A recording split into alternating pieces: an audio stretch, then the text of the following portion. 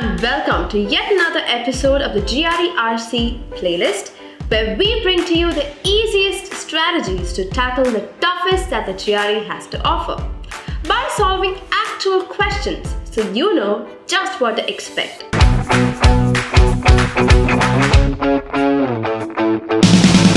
Hi, my name is Donna David and I'm a GRE and admissions expert here at GRE Edge, and in this video we're going to cover a major question type that you will come across in your RC passages.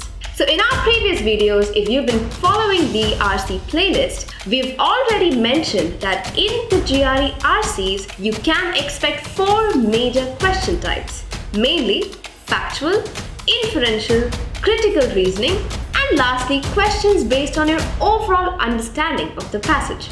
In our last 2 videos, we had shown you how to apply the identify, eliminate, and attempt approach to perfection to solve factual and inferential type of questions accurately and in the least time possible. Today's episode is all about the third question type, which is critical reasoning, which is exactly where things start to get a little tougher for GRE aspirants. Which is why, to make things a lot easier for you, we've put together an exclusive ebook that contains all of the essential questions that pertains to critical reasoning. Make sure you download your copy by making use of the link provided in the description below. So is there an easy way to solve critical reasoning questions? Probably not. But is there a smart way to ensure that you always arrive at the right answer? Absolutely yes. And that's exactly what you're going to find out in the next couple of minutes. And to make things a lot easier for you to understand, we're going to do this with the help of an example, which is a GRE style passage, because nothing beats learning with an actual example. Take a close look at the passage. Feel free to pause the video to give it a good read before proceeding with the question that follows.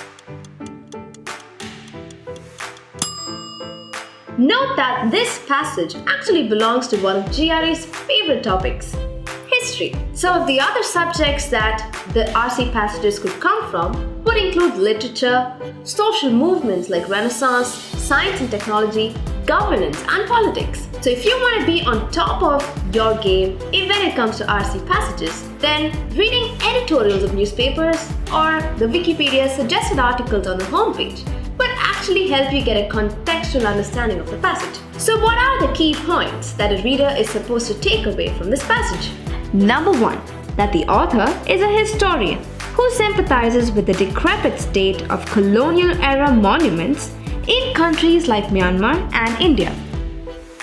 Number 2, that he believes that the colonial monuments symbolize painful parts of their history and not as the building blocks of the modern world, possibly referring to the hardship inflicted by the British rule.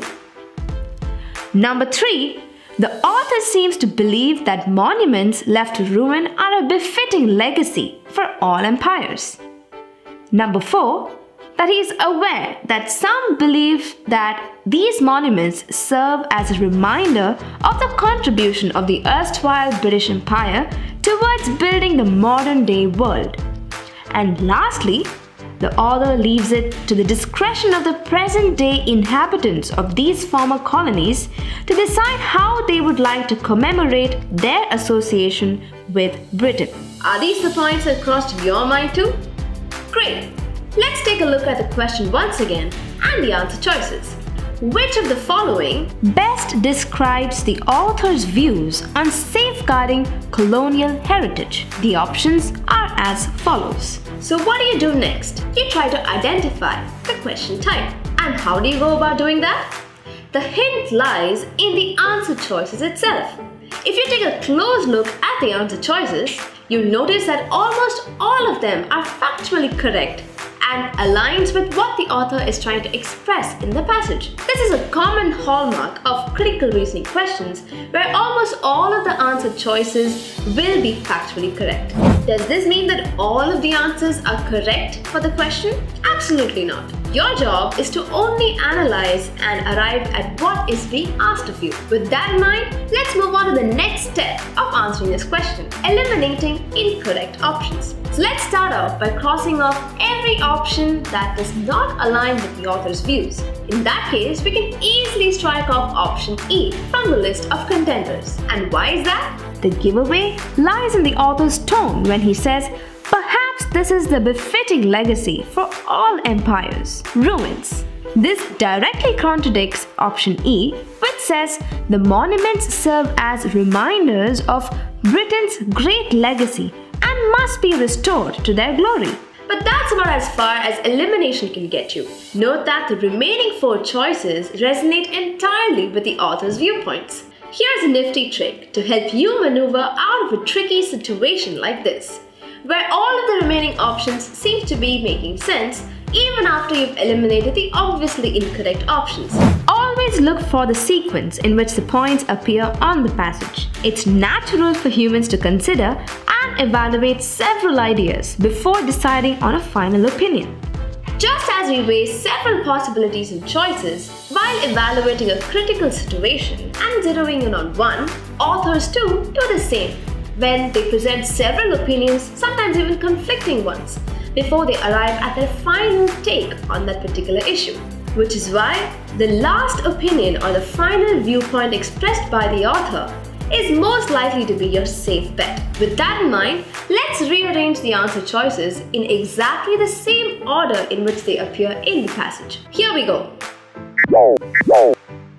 Note that the passage concludes with a logical and sensible viewpoint on the part of the author, where he states, Either way, it's for the people of the former empire to decide how they will commemorate their connection to Britain, with ruins or with plaques. This makes it safe to conclude that option C is in fact a correct answer. So go ahead and attempt it with confidence. And that's a wrap. So we've come to the end of our episode on GRE Critical Reasoning, where we've learned how to identify critical reasoning questions, also how to eliminate incorrect choices, and of course, how to arrive at the right answer.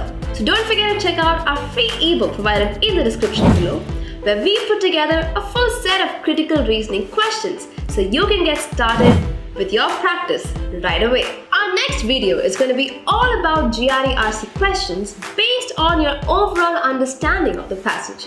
So make sure you hit that bell icon so that you stay notified. If you have any questions or if you want us to cover a specific topic that you're not too sure about, then leave that below in the comments and we'll give you what exactly you're looking for at the earliest. So if you like this video, then make sure you hit that thumbs up button and also share it with your friends who are preparing for the GRE. Until next time, this is Donna David from GRE Edge signing off. Happy learning!